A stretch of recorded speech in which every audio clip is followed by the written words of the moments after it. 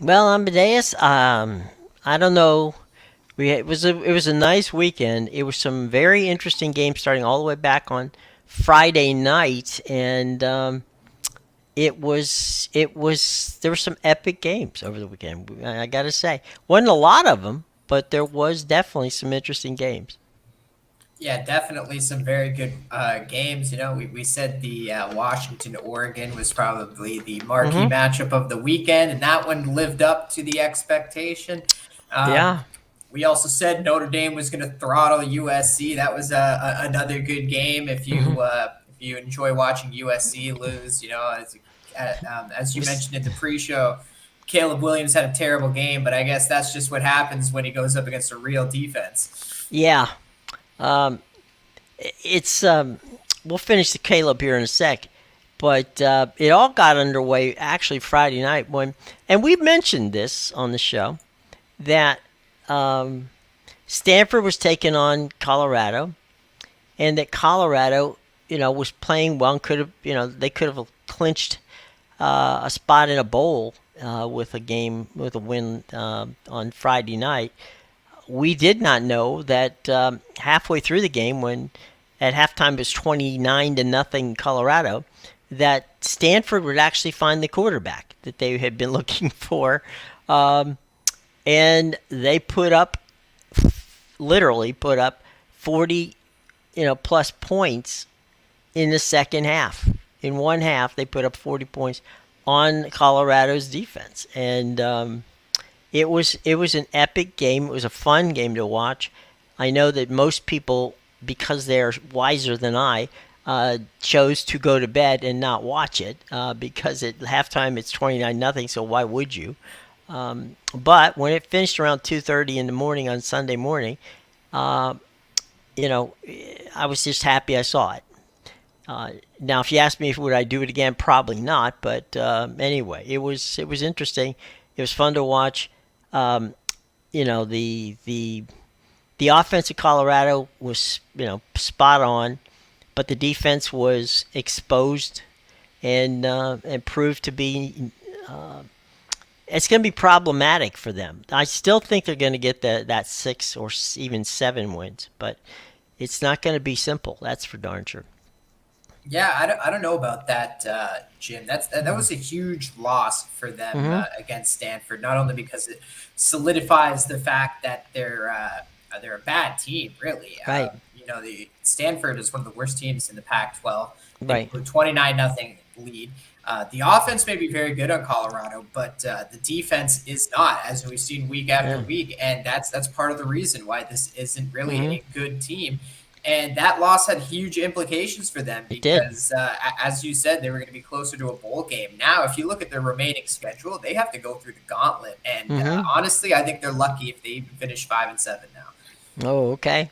Well, it's certainly possible. I think you're right. They have they'll score points, but it's going to be difficult to figure out what happens. Um, Oregon, Washington, like you said, lived up to it.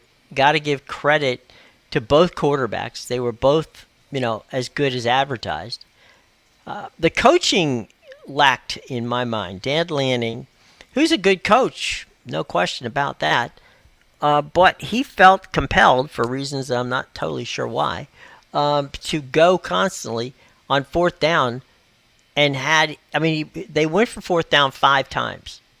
If he simply just did kick the field goal twice, they could have ended up winning that game. So, at the end of the day, Washington was the better team. They played the game. Oregon wasn't that far behind, but some questionable coaching didn't help. Yeah, definitely some interesting decisions there, but I still think Washington was the better team in Yeah. that game. They just definitely deserved to win that Mm-hmm. game. And I think, you know, a big part of the reason why he was going so much for it on fourth down, especially that last play. Mm-hmm. I know he's taken a lot of crap for that Mm-hmm. last play before Sure. Washington scored the touchdown to go ahead. Right. But you could make the argument that if they punt the ball away, it doesn't really matter Mm-hmm. much because Washington still has 2 minutes on the clock, and Right. they got the ball at midfield, but it only took them 2 plays to go 60 yards and the length of the field to get that touchdown. So if you're Dan Lanning and you have a chance to convert the 4th and 1 and finish the game, Mm-hmm. lead and the ball in your hands, it's not really a terrible decision because I kind of see why would you want to give the ball back to that offense with that much time, especially even if you punt the ball. That's they went 60 yards in 2 plays. That's just Right. a play to get to midfield. That all it takes them is one Sure. extra play. It's crazy. Now we're gonna get to Notre Dame and USC in just a sec, but this one I know probably I was the only one to watch it. It was FAU in South Florida. Now they were not rivals. Let me get this totally straight. They were not rivals. They are going to become rivals, and why? Okay. Um, USF's defense in the second half was non-existent, but FAU, for reasons known only to themselves, got two guys thrown out for targeting. This was the quarterback for Byron Brown. The quarterback for South Florida got three roughing calls on him and two guys who got thrown out of the game for targeting. So that's 5 times that he got hit after he threw the ball.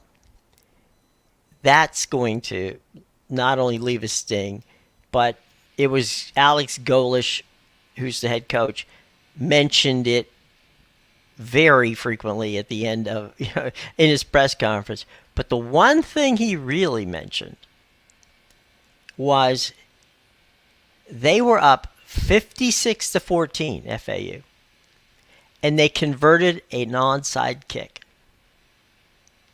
where they ended up with the ball again. And so Golish goes, look, he goes, I get it. I understand. He goes, you have the right to go and play as hard as you want to. He goes, the onside kick, though, he said, that's going to stick with me. And he says, okay, they may get us today. They may get us tomorrow. They may get us 3 or 4 years in a row. I don't know. He says, but before I leave here, there will be payback. He goes, I'm not going to hurt anybody on their team, and I don't want anybody to get hurt on their team. But I'm damn sure not going to lose to these guys and have my nose, rubbed in it. So if they're looking to be a rival, he goes, I'm circling the game right now for next year on my calendar. He goes, again, will we beat them? I have no idea. But he says, I'm damn sure not going to let that happen again. So we got some beef here, which is good. Beef is always good.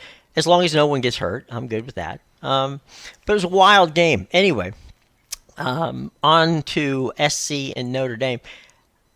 Going into the SC game, and you were spot on there. The interesting part was SC wasn't scoring points.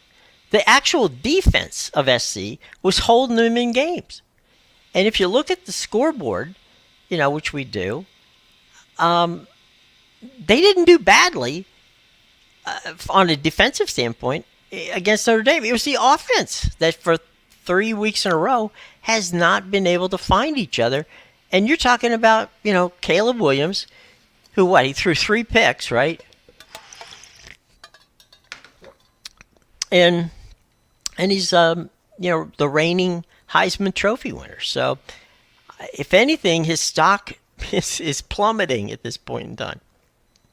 Yeah, well, he won the Heisman. They didn't really play. They didn't really play that many strong teams last Mm-hmm. year, and this year is really when we're gonna see this USC team tested. Obviously, they got Mm-hmm. their first test in South Bend Right. on Saturday, but they still have some tougher matchups. I believe they have to play Washington and Oregon before the end of the season. So They I don't. play Utah this week.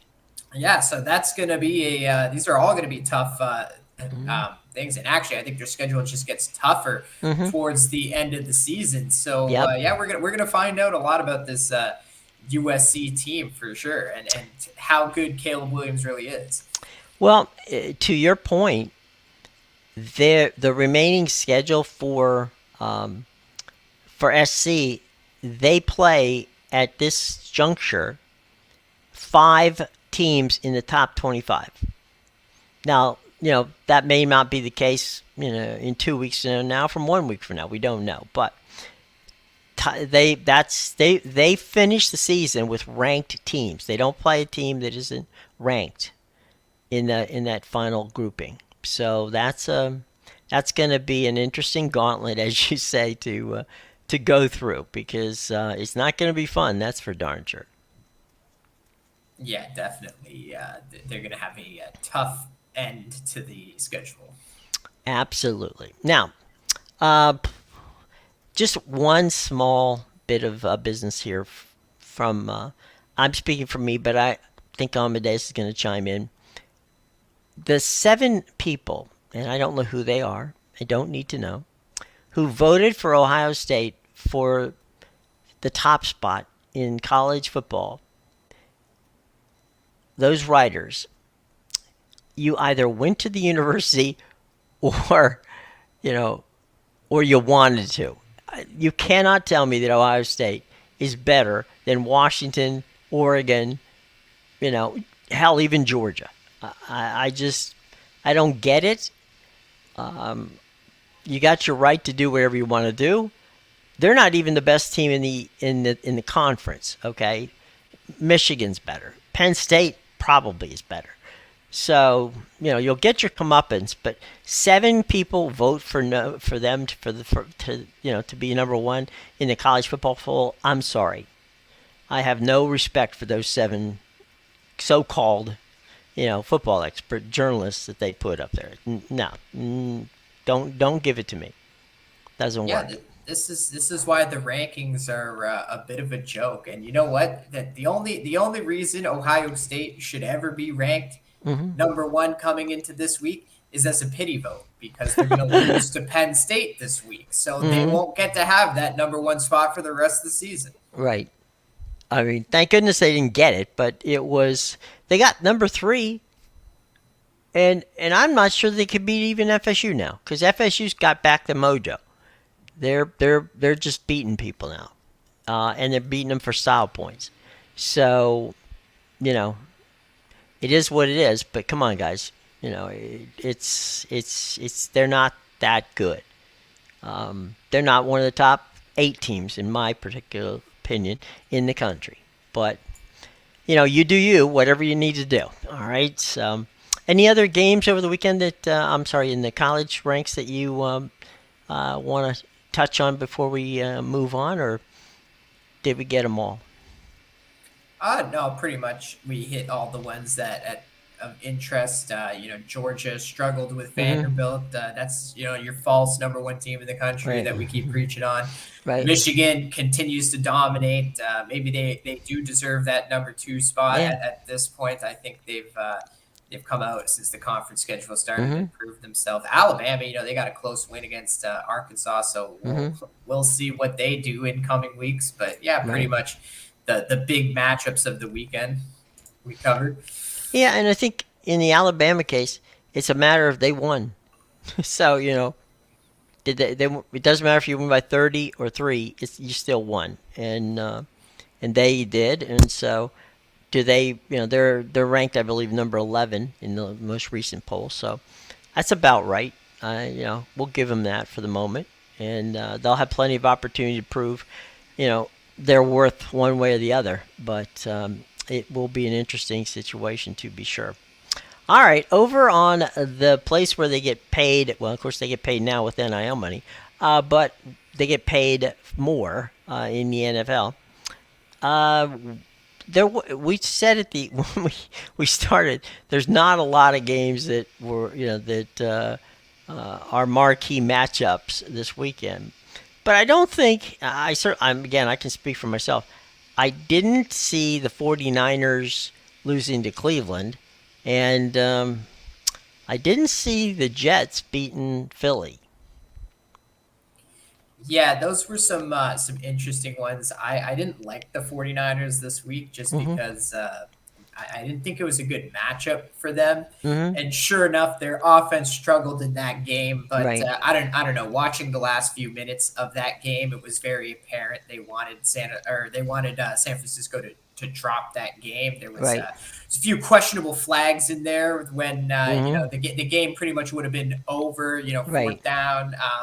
There was a flag that even the commentators were questioning and the good old rules analyst what the Right. flag was even for. So yeah, probably not a true loss, but I'm not going to knock the 49ers for that. It was a bad Mm-mm. matchup with that Browns defense. I still think they're the best team in the NFL. They'll bounce back from that. The Eagles, I actually that was another game I stayed off, and I wanted to take the Mm-hmm. Jets, and sure enough, Zach Wilson pulled through to take down the Eagles. The Eagles were kind of this has been like a long time coming. They have not looked good in Mm-hmm. their first few games. A lot of people talking about how they've had dominant wins. They have not looked like a dominant team at all in No. their wins. They get out to these early leads, but even then, they get out to these big leads. But a lot of the time, they're trading the touchdowns for field goals. They're getting held Mm-hmm. to these field goals, and they dropped the game yesterday. So, yep, no more undefeated teams in the NFL now.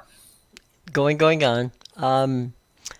Look, about Philly from my standpoint, I'm not questioning talent. It's there. But they've been sloppy, and when you get sloppy, somebody's going to come out and bite you. Now, a fun fact, which I really didn't realize until the folks at the Jets were kind enough to point it out, and that was the Jets and the Eagles have played, I believe it's 14 times since the merger. That was the first time the Jets ever beat Philadelphia. I would Yeah, and not it have was bet that. I Zach would, Wilson of all of all quarterbacks to do people, of it. all the quarterbacks the Jets have had, Zach Wilson beats the Eagles, or I should say, all the quarterbacks that the Eagles have had, because they've had some pretty bad quarterbacks over the years. But not the Jets. Again, they don't play them often, but they played them, over the years 15 times or 14 times, and this was the winner for the Jets. So good on you guys for that one. So there you go. Move on. We got one quick back thing, and that is I don't think the Lions are getting the just due they definitely should. Baker Mayfield, owned up to the fact that he threw a couple interceptions that put them in an easy driving situation for touchdowns. But the Bucks defense held, a team that's averaging nearly 40 points a game to 20 points. And, the Detroit Lions defense, which is also a good defense, held the Bucks, without a touch down in that game. So, it's what we thought it would be. It was a good game. It was possibly the marquee game of the weekend, from a standpoint of both teams playing hard, and we finding out that the Lions, they should be in that same breath in the NFC as the 49ers and certainly the Eagles. So, the Lions are there again, and it's pretty interesting stuff from that standpoint. So, good on the Lions, and we'll see how things break from the rest of the season. But good, they played well again in that game against the Buccaneers. Yeah, So, not a great day for our Bucks, mm-mm, the official team of our show here, right. the Tampa Bay Buccaneers and Baker Mayfield. But yeah, it's very evident that the Tampa Bay Bucks, if they're going to be in this situation where they're in a weak conference and they have a real Mm-hmm. shot of leading the division, Take it away, yeah. and winning it, they need a running back. It's very Mm-hmm. evident that Sure. they need a real running back by the trade deadline. But yeah, to your point, the Detroit Lions are the real deal. Their Mm-hmm. offense, their defense, you name it. This is a real team, and Dan Campbell really has their crap together down there for sure. Absolutely, absolutely. And so that's that. Tonight we get the Cowboys, and the Chargers. Now, what's going to happen at SoFi, and we'll clue you in on this one beforehand. There will probably be 60 to 70% of the fans will be Cowboys fans. Okay, so and for those of you wondering why, for approximately, I want to say 20 years, maybe longer, they established years ago. Jerry Jones bought a bunch of land out in the Oxnard area, which is out in Southern California. For those of you who need a map, it's well within the Los Angeles area, and they've practiced out there. They'll practice there for a couple 3 weeks, and then they'll head back to the Dallas area for the remainder of their schedule.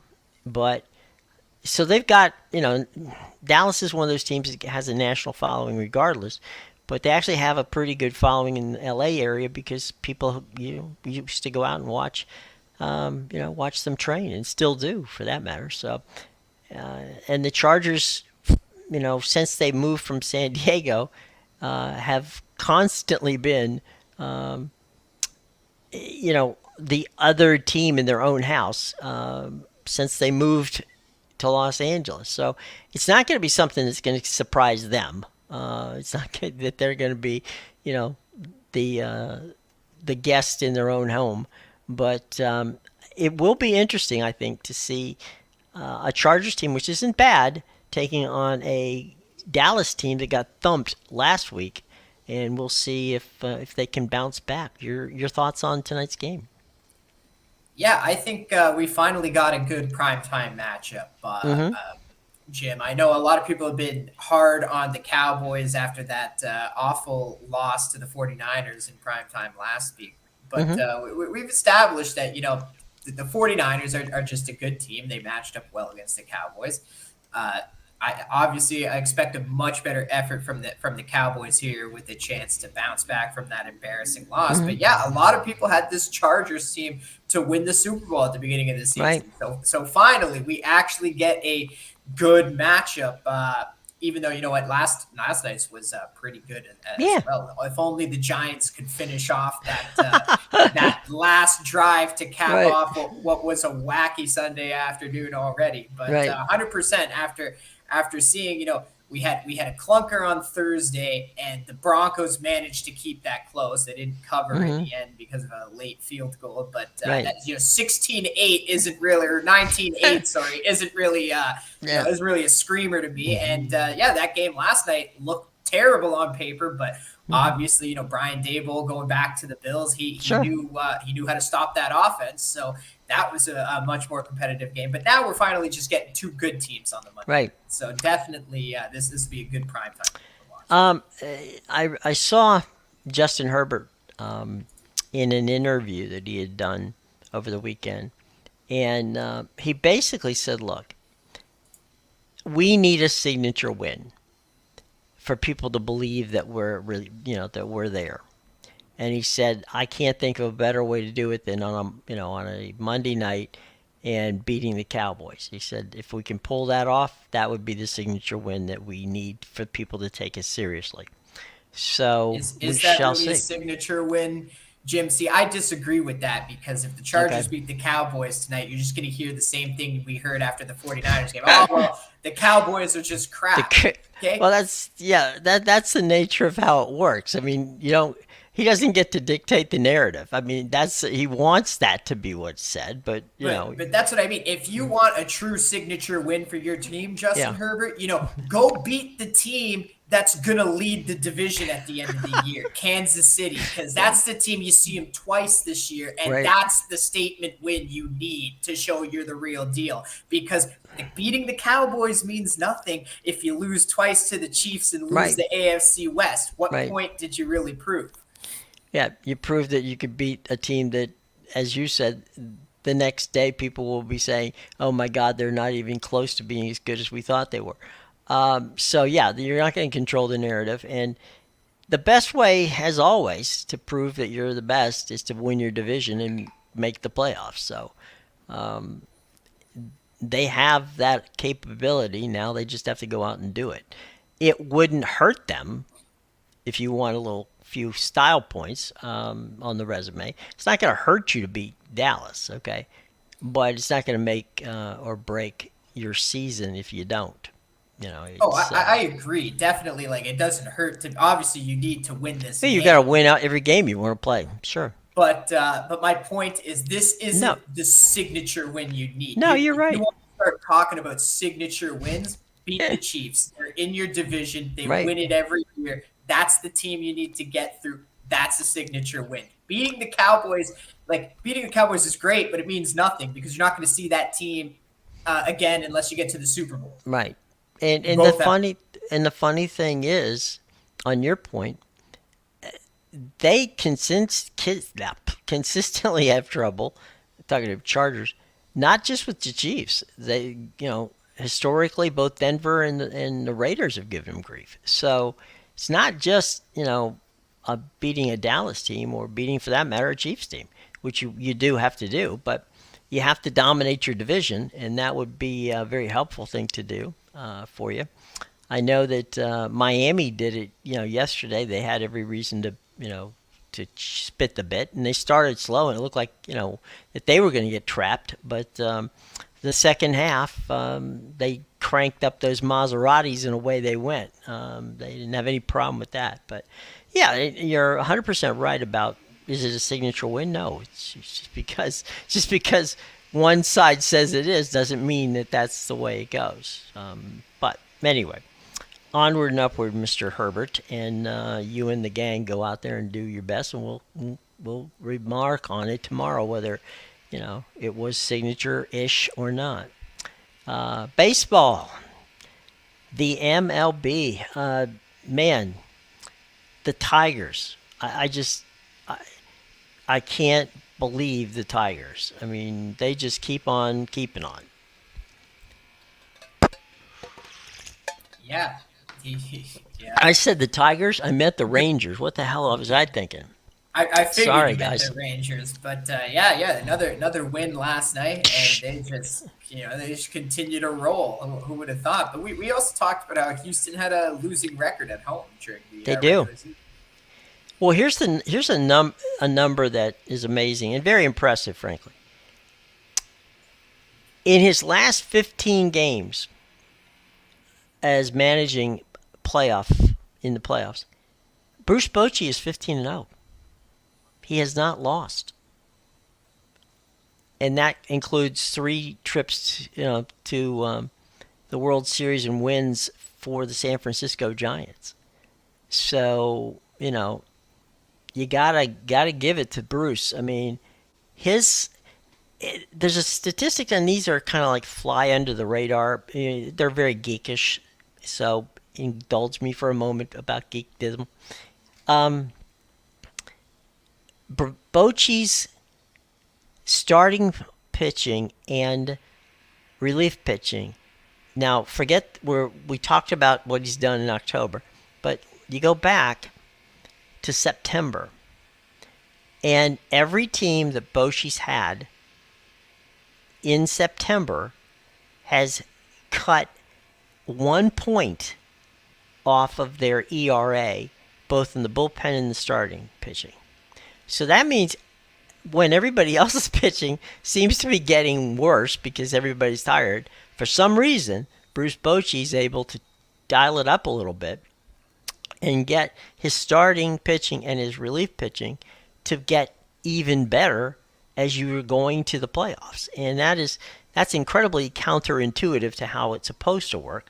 But, it's a stat that when you put it with everything else that's going on, you got to believe that this is, one of the reasons that Bochy is 15-0 when he goes to the playoffs. Yeah, well, this is something that you touched on last week too about his managing style and how it just seems to be great for this time of year and the Mm-hmm. playoffs. And it's hard to argue when the results are there too. If you look Mm-hmm. at this Texas team, they've won all 6 playoff games they've played this year, but their thing during the season was they had a top 5 offense in the league, and Mm-hmm. their pitching was terrible. Their bullpen was even blowing games late. Right. you look at their 6 playoff wins so far this year. That they've given up 8 runs to the Orioles in just the one game, and they've given up 2 runs or less in the other 5 wins. Mm-hmm. And I mean, then they just keep coming at you in waves. So that's going to be a fun one. Uh, Tonight, I can tell you that the bank will be rocking as it is always, as the Phillies host the D-backs. And honestly, I don't know what to make of the Diamondbacks. I'm not going to lie to people that I have a clue as to what has been their trick to getting, not only past San Diego and San Francisco, who at mid-season you would have thought one of those two teams would have made it with the Dodgers into the playoffs. But here's this spunky little Arizona team that's amongst the last teams standing. So it you know as I said, it defies anything I know, but that doesn't mean they're not good. It just means that they flew so far under the radar that we discussed them, but I don't think that I fully appreciated the talent that's on that team. Well, they're definitely a weirder team. If you look, they haven't had good pitching all year. Right. They do have, obviously, they have their 2 ace starters in Gallen and Merrill Kelly. But other than Mm-hmm. that, their bullpen hasn't been good. Right. They did have a very good offense. But if you actually look, their offense has been declining over the Mm-hmm. second half of the season. Right. So, if anything, they've actually been getting worse on the offensive side. Yet, Mm-hmm. you look at their first 2 series in the playoffs, they take out the Milwaukee Brewers in a Mm-hmm. sweep, and Milwaukee was the team with the best ERA coming into the playoffs. So, they had Right. pretty much the best pitching staff of all the playoff teams.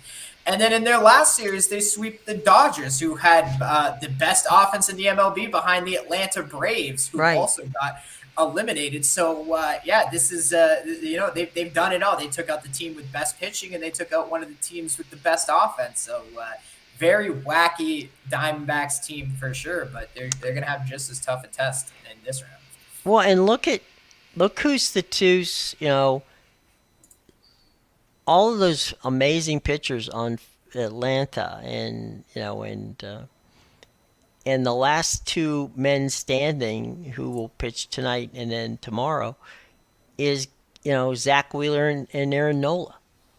Those would not have been the two pitchers when you looked at the Braves pitching and like you said, Milwaukee's pitching, that you would have thought these will be the last men standing for Philadelphia. They just keep balling, and that's all you can say. I mean, they just keep at it, and then of course you've got Bryce, you've got Trey, you've got guys who they can hit the ball as well. So they are probably the most complete team in the National League, but that doesn't mean that, and we've learned this from from the Dodgers, that the Diamondbacks aren't in any way, shape, or form seemingly afraid of facing the Phillies. Yep, definitely. So it'll be a good one. That one's game 1 is tonight. So Mm-hmm. we'll have to see. Obviously, Texas already has the 1-0 lead in the other series, so Yeah. there'll be some good stuff this week. Well, and they banged old Verlander out of the game there, knocked him off. A kind of an ironic aside. Both Verlander and Scherzer, who's back now, he's on the list to return for Texas. Their contracts, for the most part, this year are being paid for by the Mets. So de facto, the Mets are in the playoffs with Scherzer and Verlander, who started the season off with the Mets and are ending it in the ironically against each other in the AL in the ALCS. So kind of one of those little funny tidbits about what's going on. But yeah, and has anybody had more success in hitting leadoff than you know, the I'm trying. Why did I blank on him? Texas is a leadoff hitter. Shoot. Mm, oh I think it's darn. Marcus Simeon, right? Yes, Simeon, right. And he's backed. Number two is Corey Seager's batting second. Simeon has driven in 100 runs. How do you drive in 100 runs if you're the leadoff hitter? I mean, that shows you that there are guys finding ways to get on bases. It makes you wonder what the Athletics were thinking when they traded all Oh, those we know guys. what the Athletics were thinking. Get rid of Simeon, and because he's going to want money. Get Uh, rid of all the good players. yeah, it was the same reason they made that trade, which wasn't a great trade. That sent Olsen to the Braves. It's Yeah, like, and even Chapman's been killing it on the oh Blue yeah, Jays. yeah, I He's forgot he's been him. like a big glue piece for them. Yeah, So I forgot about him. Yeah, they're everywhere. there's. Every team's got one of these ex Athletics It's hanging around. funny. When was it? Maybe a couple, 2, 3 years ago. I was talking to Matt Vescursion, who is on the MLB Network and also does national games for Fox and for others. And Vescursion is from the San Francisco Bay Area, and growing up, he was a big fan of the Athletics. And I said to him, Matt, this is a young team at the time.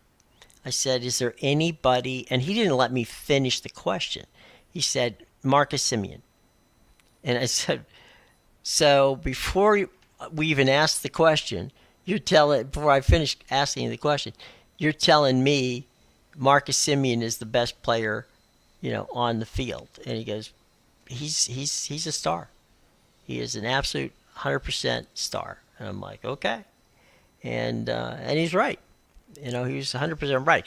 It wasn't for his team, but it was for Texas. And you know, good on Simeon. And I'll do my best to remember his name next time. But and then they got Corey Seager. We talked about teams who have spent money off and not be in the playoffs. We would be less than genuine if we didn't mention that Texas did spend a lot of money, and so they're not the largest spending team, but they're not a team that's cheaped out on people either. As is Houston. I mean, Houston also not a team that cheaped out, but or the Phillies for that matter. The Phillies have $600 million tied up in two players. So there's definitely money that's been spent, but it's not the money on the teams that won the most games. So there you go. And then you've got teams like Arizona, and they're not overwhelmingly. They don't have a big payroll, and so from that standpoint, they got there. So good on them. Doesn't matter how you get there, just get there. Foxy has a question for you. What were you thinking, buddy? The ba- Why would you even think about betting on the Chicago Bears? Buying high on the Bears after Thursday night win, big mistake. The Vikings was the smash spot of the week for sure. Oh, but I mean, why would you even think? Did he fade them, or did he? I can't read that. He Did took he? he teased it up to plus 5.5. Ah, They ended up losing by 6 points. I guess the reasoning was, the Bears at home, extra rest off that Thursday night win, and obviously divisional game. The Vikings haven't been good, but the Vikings are a much better team. They were missing Justin Jefferson, but sometimes you just got to go with the better team. Foxy, let me just give you a clue here, buddy. Okay, don't bet on a game where the Bears are involved, or just don't ever bet on the Bears. Okay, for any reason, To because be they will fair, they will disappoint you. Okay, to go be ahead. fair to him, To Foxy.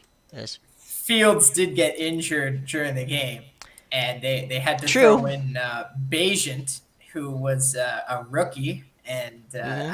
I believe he's a rookie from the Division II level. They said Right. I think he played at Shepherd University. It was I wouldn't even you could hold a gun to my head, Amadeus, and say he went to Shepherd, and I would not know where Shepherd is. I have I did. no Yeah, clue. I'm with you, Jim. I didn't even know Shepherd was a university. I'm sure there's probably multiple in the United States, but yeah, definitely not one I've heard of. And that's all I remember about him because I was confused when the commentators started talking about how Bayesian was a rookie. I was wondering. I said, so they drafted him this year. For With number a one, where did he come from? right. Number two, why is a rookie quarterback your backup? And a rookie from the second division of all things. That's your Well, backup QB for when you're like what second, third year starter gets injured. okay. Let's see. Shepherd is in West Virginia. Oh, okay. Okay, and Maybe I'll visit them on my trip in a few there, weeks. yeah, exactly. Go scout the Here's next NFL quarterback. exactly helpful. They play in the Senpen League. They started off this season with a win 27-26 over Southern Connecticut State. Um, they then went and beat Edinburgh, which is not to be confused with the Scottish University. It's Edinburgh in Pennsylvania. They then beat California of Pennsylvania 44-34. Kutztown on Family Day, they lost.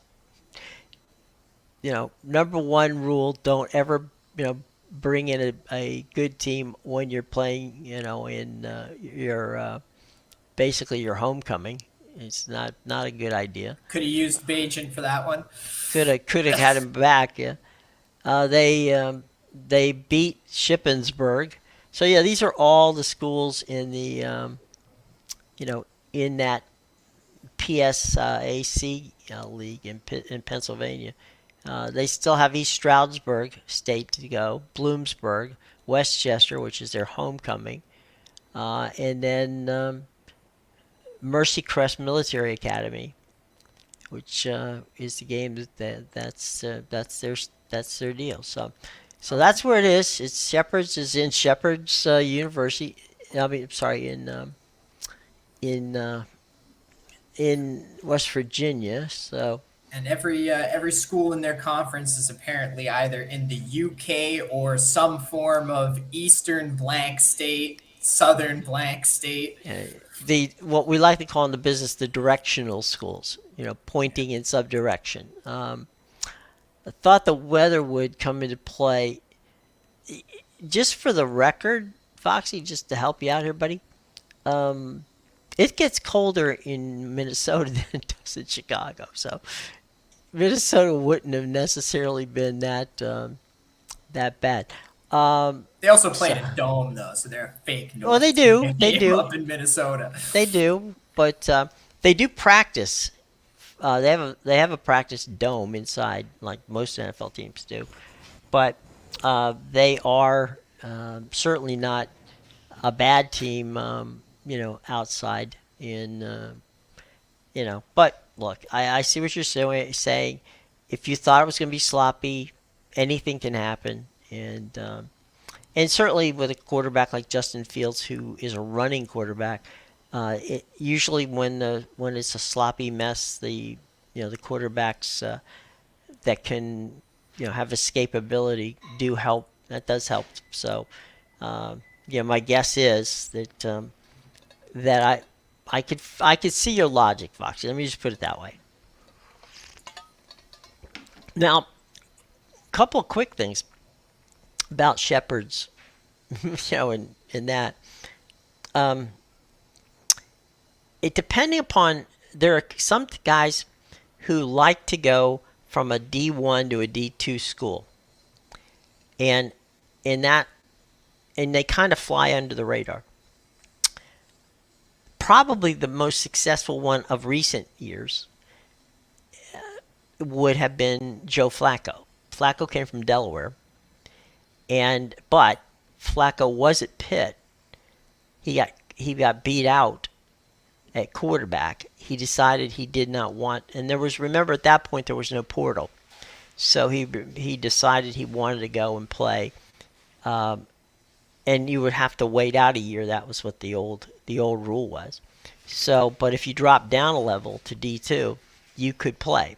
So Flacco dropped down. So it wasn't like, so the scouts knew Flacco. So when they saw him, they knew that. Okay, so he was good from that standpoint. So it's not that. And by the way, also most of the D2 guys are that make the league, and there are a lot that do, are usually unsigned free agents, and most of them are linemen. Agent was an unsigned free agent as well. Was he? Okay. So he actually wasn't drafted. I might have said that earlier, but that was Yeah. my mistake. When I heard he was a rookie, I said I knew he was in his first season, so my thought process was, why are we drafting uh like this rookie out of Shepherdsville. Division 2 and making him the backup quarterback? All of that is legitimate, legitimate concern. I would have the interesting part. What doesn't surprise me about it is that the lack of spending by Chicago just continues. Going all the way back, tracking all the way back to Papa George Hallis, who was the original. His family still owns it. I think it's his daughters. But yeah, they own the team, and they have yet, they haven't really dove into spending a great deal of cash ever on players. And so the fact that they wouldn't have gone out and found, a legit second quarterback does not surprise me in any way. Any thoughts that we saw that Tannehill got hurt for Tennessee. Um, uh, Malik, the kid out of Liberty, is their number two. He's the backup quarterback. He's the kid they drafted. Um, any thoughts that you were talking about the Bucks making a deal at the trade deadline for a running back. Any thought that maybe a second string quarterback that's now on somebody's team, or for that matter, even a first team quarterback from some of these other non-contending teams, might end up in Tennessee? Yeah, it really depends. They've had a wacky season. They haven't Hmm. been able to win a game on the road. So I guess we'll have to see if they view themselves as a threat in that Uh, division. Because right now, the Texans are looking good, the Colts are looking good, yeah, and Jacksonville. obviously the Jags are the faves. So and all of a sudden they've won. They're getting on a winning streak again. So yeah, this might be one of those situations where maybe the Titans view them like we gotta start shedding some thing here, and maybe the Derrick Henry trade comes out of that. But then if Derrick Henry goes, I would think the good old journeyman DeAndre Hopkins is out of there too. Right, right. Well, I mean, look, the um, the situation with in a case like that, you're the reason we don't see that many trades at the deadline is because to get somebody in there who's going to help you, over the last few games of the season, it's most of the time you see it's defense. It's like maybe they'll grab a linebacker or they'll grab a defensive back. Um, it's seldom is it a a seldom is it an impact player on offense. So I agree with you on quarterback. If you're going to do that, you're going to say, well, you know what, we probably could do better if we don't need the draft choices or whatever you're going to give me. We will just grab a quarterback in the draft, and I think that I agree with you. They're not. They don't look like Tennessee doesn't look like they're going to be buyers at the deadline. They might be sellers, um, and I don't know. Other than, I mean, they got Derrick Henry. That could get them enough draft choices to make a difference. Same with DeAndre Hopkins. True, true. There If they is did both talent of there. them, if they did both of them, they would have. They might have more draft picks than anybody in Well, the I think if you draft. trade one, you have to trade the other, just Hmm. because if you're not going to trade DeAndre Hopkins first, Right. That would make no sense. You Right. just picked him up this year. So if you trade Derrick Henry, Mm-hmm. then yeah, your run game's gone. Right. You're going to become one dimensional. You're going to Mm-hmm. have no passing game with the quarterbacks you have. DeAndre Hopkins is not going to be happy. He didn't want to Mm-hmm. stay in Arizona. He's Right. not going to want to stay in Tennessee. So Right. I'm making the prediction where you can't trade DeAndre Hopkins first. It makes no sense. But if Derrick Henry does get traded, then Hopkins is out the door because he won't want to stay on the team at that point. Well, let's go back in time. Take our little Wayback Machine and go back. The single most important move that Jimmy Johnson made at one point almost, you know, got Jerry Jones to fire him before, before he ever got started, um, was talking Jerry into trading Herschel Walker to Minnesota. The Herschel Walker trade to Minnesota netted them three guys. It netted them Troy Aikman. It netted them um, netted them Emmitt Smith and also the wide receiver from Miami, University of Miami. Why am Jeez, this is a bad day for me. I can't remember the guy's name. Wide receiver Michael Irvin. That's who it was. So they get Aikman, Irvin, and Emmitt Smith, all three Hall of Famers, all because Jimmy was willing to trade, uh, the quote unquote only star that Dallas had at the time uh, for draft picks. So if Tennessee is willing to do it, and a team that's willing to send you a a buku of draft choices, you can turn those draft choices into a team if you have that many of them, because you can afford to miss on one or two. You Otherwise you can't. So I would agree with you. I would think that if you were to trade those two star players, you could get a bounty back in draft choices. Might be rebuilding time in Tennessee. Well, if you trade those two guys, it is that whether you want to admit it or not, it is rebuilding time in Tennessee. Well, that's the thing, Um, right? Like since the season where they were the number one seed, they really right, haven't done anything, and now right. they're struggling. They're going to struggle in this division this year. So Mm-hmm. it might just be time to rebuild. 100%. I mean, that's the very definition of it. And so, yeah, you're absolutely right. Um, I go out wouldn't there. fire Mike Vrabel though. I still think No, no, no, he's a no. It's not his great fault. coach. Yeah, Yeah, no, it's not his fault. You he's know, done wonders considering the team he's had with Tannehill leading the offense there. He if has done somebody would have wonders told over me the that years they would have made the playoffs with Ryan Tannehill, I'd have laughed. as the It's number just one like, seed in the AFC. right. It's like you gotta be kidding me. But Tannehill surprised everybody. Played well. Didn't get himself into trouble. Then you got Derrick Henry, who's he's offense. You know, all you need for you don't need to pass that often if you got Derrick Henry. And that's the other thing with Derrick Henry, right? Like he knows he carries that team.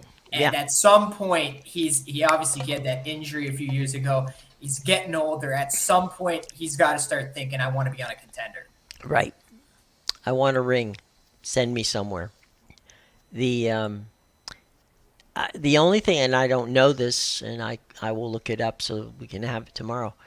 Um, I don't know if that would put him in cap hell. I don't think it would, but we'd have to check that out from their standpoint. That would be the only thing that would hold him up. Although um, I don't think Henry has that much time on his contract left. Um, and Hopkins, I don't know if they, I don't know. I think Hopkins came over. Um, I don't think he's got a long contract either. So maybe that might benefit them. We'll have to take a look and see. But definitely, it would be getting rid of those two guys would bring you back a bounty of very solid draft choices, which you could rebuild a team pretty quick if you get that if you can make all the right moves in the draft from that standpoint. So we'll see, but it'll be interesting. Uh, Definitely interesting to see how that plays out. Let's see. Any soccer this week that we should be paying attention to? Yeah, there's some international going on right now. Tomorrow's the last day, and then the regular domestic leagues will be back for the weekend. So all will be back as planned come Monday, or I'm sorry, Saturday and Sunday. Yeah. So there you go. Something to look forward to there, guys. We got a week to go to get there, but it'll be there. Keep a lookout, by the way, for the NHL and the NBA. They are underway, and way too early to talk about that kind of stuff. Because on a day-to-day basis, if that's where you're going, I don't think that that's going to be too much of an issue. Foxy says boring Euro qualifiers only. World Cup qualifiers in South America are worth watching. Normally, they always are, Foxy. Um, Yeah, it depends. It depends on the matchup. Netherlands France yeah. wasn't bad. I mean, France blew them out, but Mhm. I mean it was 2-1, but still France was dominating that match. But yeah, it Well, depends on the match you watch. if South America, and I'm going to get your expert opinion on this. The South American teams play with a lot of flair. They're not really defensive minded, so you're going to see some scores. They're going to put some goals up. But I think stylistically, I think is the best way of putting it.